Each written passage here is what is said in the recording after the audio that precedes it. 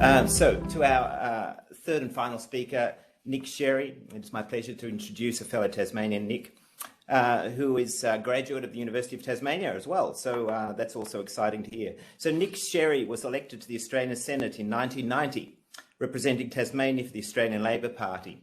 Between 1993 and 1996, he was Parliamentary Secretary of the Minister for Primary Industries and Energy in the second Keating Ministry.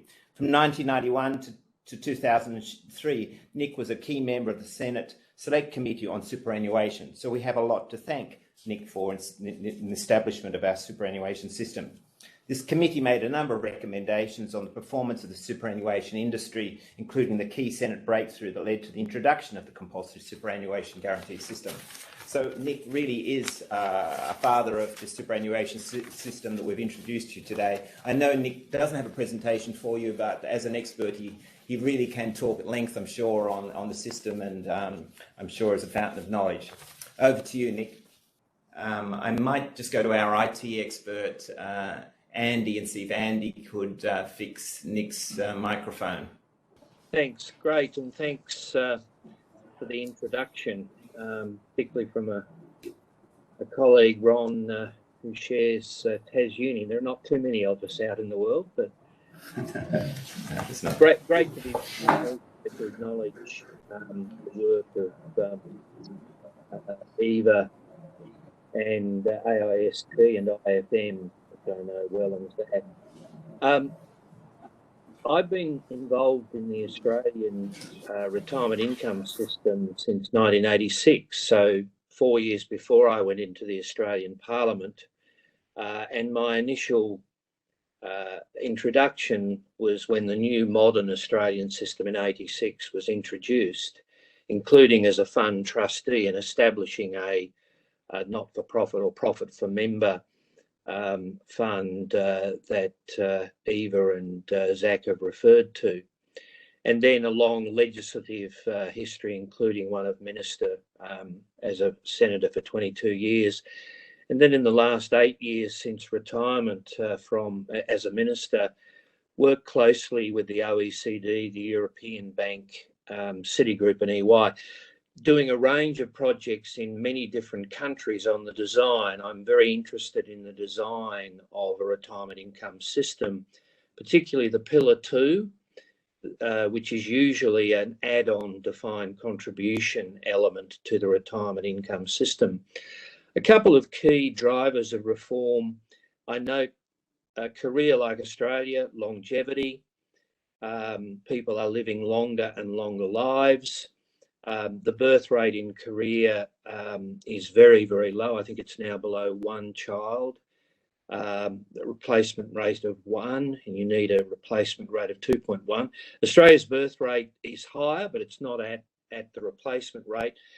The other key difference between Australia and Korea is we have very high migration, and that contributes to a more modest shift in terms of the dependency ratio, which I know is a huge challenge for Korea and many European countries in which I've worked.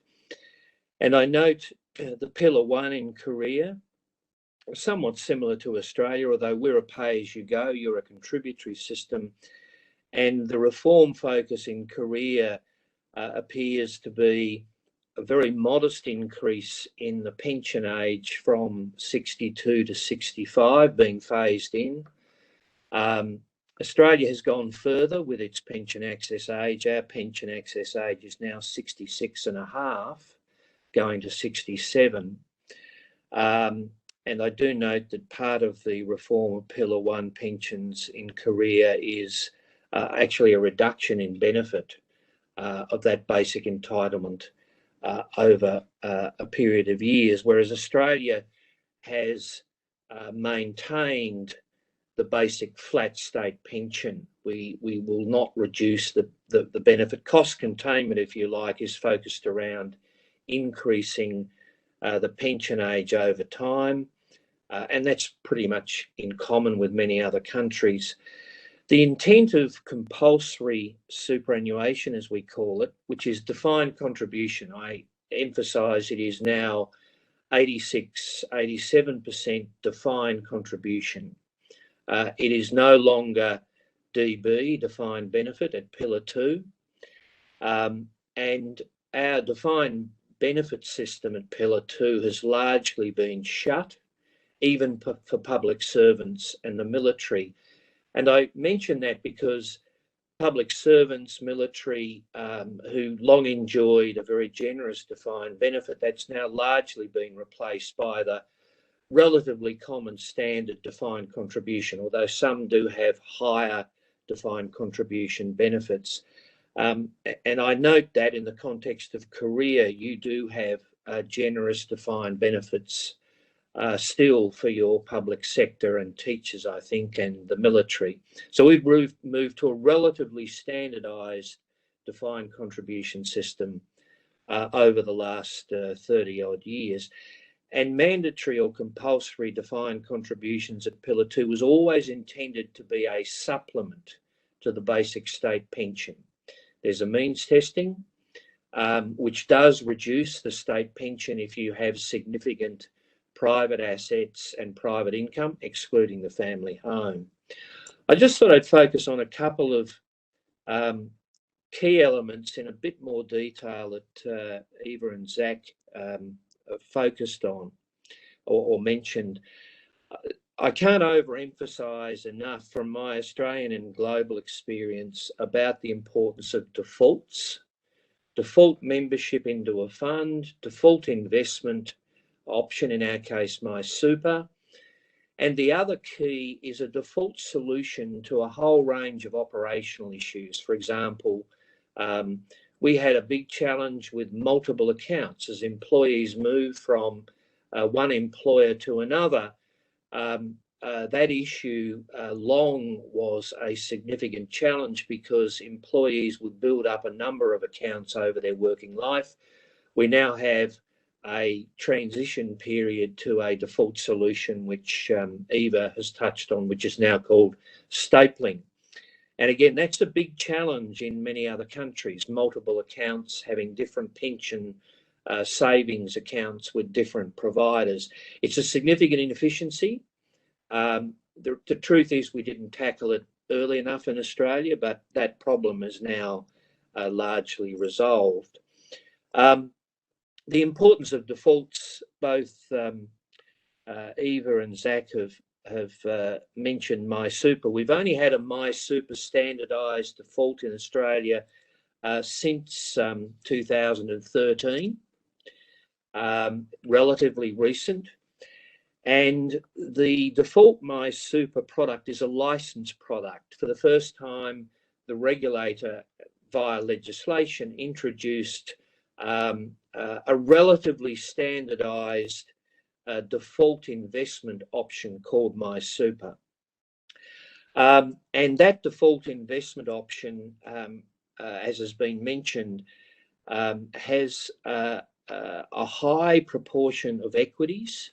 The latest data that we have, an average default My Super will have 56% equities and about a 50-50 split between domestic and slightly higher and increasing international equities and also privately held equities at 4%, but also interestingly increasing. Infrastructure and property at 14%. Does vary from some funds to some funds. Some funds have a higher allocation, but again, the trend is for infrastructure and property to increase. Cash at 11%, fixed income at 18%, and other alternatives at 3%. So by and large, the Australian default My Super carries a higher level of equities and infrastructure and property than most other countries' defaults. The one exception would be the US, where, to my understanding, equities, infrastructure and property are also a high proportion. And look, the reality is that all the evidence would show in Australia and indeed globally that a lower allocation to cash and fixed income and a higher allocation to diversified, I'd stress diversified equities, infrastructure and property in a defined contribution system will give the best outcome to the member over a long period of time. Obviously some volatility, but I contrast that with, say, Japan, which has long had its system overloaded in fixed income and cash and made a decision some years ago to move out into equities. But the Australian system's long been anchored in a predominantly equities, infrastructure, property environment, which, as I say, all the evidence would indicate gives the best outcome. A quick word about life cycle or life staging. In Australia, about a third of the 67 licensed default MySuper providers have what's called life staging, life cycle, where the proportion of bonds and cash increases with your age and the proportion of equities declines. Personally, I'm not a fan of that. And again, if you look at the evidence on life staging or life cycle, the final outcome when the member retires after 35, 40 years of working life, usually in their early 60s, it doesn't optimise the outcome. But that's a strong personal observation, but I'd argue it's supported by the evidence. And interestingly, we're going through a transition period at the moment of removing underperforming benchmarked MySuper default providers and options. Where a default MySuper hasn't had that typical diversified asset allocation that I've mentioned, they're in serious trouble, those funds, if they've got too high an allocation to life cycle and to cash or fixed income. A couple of other aspects which I think are important underlying the Australian system. As Eva mentioned, we have a fiduciary trustee system. Trustees have a fiduciary duty to diversify and invest the savings as if it is their own and to maximise the return. That is the primacy of the Australian law. It's taken a long time to adjust that to some practical challenges we've had, but that is the primacy of Australian law. So the bedrock of the Australian system is default MySuper, but nevertheless, all the funds, almost all, offer a menu of investment selection. So the default MySuper, and then typically a fund will offer 4, 5, 6 other investment options, and they can range from what we would term as very conservative, very high in bonds and cash, and very aggressive, higher than the standard default MySuper equities, infrastructure, property. A couple of other overlays of investment that I think are important in the Australian context and important to learn from. You've seen the evidence on long-term returns, and I don't need to go to that.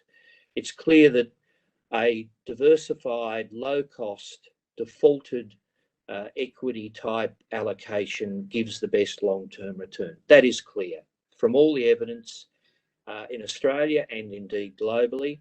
And the evidence in Australia is that where that is provided by a profit for member fund, the return is higher over the longer term. Commercial providers struggle, well, they don't, on the evidence, provide as higher return, even with that default MySuper allocation. The other issue that I would mention is ESG, environmental, social governance. That's become a very, very important part of the overlay for investment consideration by the trustees in Australia. And obviously the issues around global warming, carbon, but also other social issues relating to slavery, equity, women's gender equity in the workforce, executive salaries. they form a set of issues that trustees are much more engaged with when they oversight the investment of funds. They're much, much more important in the landscape for consideration of investment. The general approach of funds in Australia is to engage, other than, for example, investments like tobacco, where it's disinvestment. The general approach, there are some exceptions, is to engage and try and change and require the entities in which they're investing to report and improve. The other interesting trend is that the Australian system is now at 175% of GDP, so it's truly massive by any international standard. And so the trend again is for the investments to be allocated by our funds. The proportion of investments is increasing rapidly overseas. And it's important to emphasise that in Australia we have no prohibitions or restrictions on overseas investment whatsoever. We've always had an open investment regime to the international community. One other matter to mention is that outcomes are also a function of scale, both size of the system but the size of the funds that operate within the system. And again, if you look at the evidence, there is a strong relationship between a higher outcome and the scale provider. When I say scale, a provider with 20 or more billion Australian dollars. There's clear evidence and a clear relationship between the size of an entity and an improved investment outcome. And the other trend, we've seen a massive consolidation of fund providers, 2,600, 700, 12, 13 years ago, down to about 140. And that consolidation of funds merging to achieve that scale. There are also other issues around increased regulation and oversight, constant change. So that scale issue is very important. Very, very quickly, I do note in Korea where an employer is providing its employer selection, and I would emphasise Australia's moved from a relatively loose system of reporting, governance, oversight to a much more direct, rigorous oversight of the trustees and their behaviour, a much more rigorous oversight of my super, for example, investment options, training for trustees. These are all important trends that have occurred over the last 20, 25 years. So that governance, rigorous governance, transparency of the way funds operate and report. And one other significant difference between Australia and is we have enormous amounts of performance data, return data, fees, where monies are invested, where the savings are invested, and it's reported not just to the members, but it's reported publicly and publicly available, and that's very important for oversight and policy development. The last issue I'd emphasise, which Australia, in my view, doesn't do quite so well on, is simplicity. We have a very, very complex system. It's mind-numbingly complex. I wish it wasn't so. And when I say complexity, the overlay of different contributions. There are different types of contributions that members voluntarily make. We have insurance in the system. We have a modest early access provision. And that complexity does make it difficult for many members to navigate the system, hence the importance of robust support. But simplicity also, or lack of simplicity, adds to cost, because in any pension system, you're dealing not just with the investment cost, where the money is invested, but you're dealing with administration costs. And that's always been one of my concerns. Admin costs are higher than they should be because we have to have enormously complex technology admin in order to handle the different complexities of the Australian system. That's my one caveat and concern with the outcomes in Australia. Thank you. Nick, thank you very much. I can see that we might have to have you back again, because obviously there's so much in this, and I know your point on simplicity, but it's not simple. And we perhaps should, on reflection, allow more time for greater insights. So I'd just like to use the remaining few moments that we have to have a few questions. If there is any questions, I do know Kelly from IFM is here in the room, and I'd like to offer an opportunity for Kelly to ask a question of our audience. I'm not sure if you'd like to direct it to anybody in particular. Yes, so perhaps my question be addressed by either Zach or Nick. It's actually about trying to draw the implication for the Korean context here. So as you all know, the occupational pension reform of Korea, the two elements are the introduction of the default option, but also a transition from the current contract-based corporate pension system into a not-for-profit trustee-based system. The reality is that the first element, the introduction of the default option, has gained more traction and more support from the stakeholders. It's more intuitively appealing. It's more easy to digest and understand. But however, the second one is much more contested, because obviously the incumbents are enjoying profits from the status quo. And so there's more resistance to the transition from the current contract-based system to the proposed not-for-profit trustee system, despite all the great benefits of that, as we've heard today.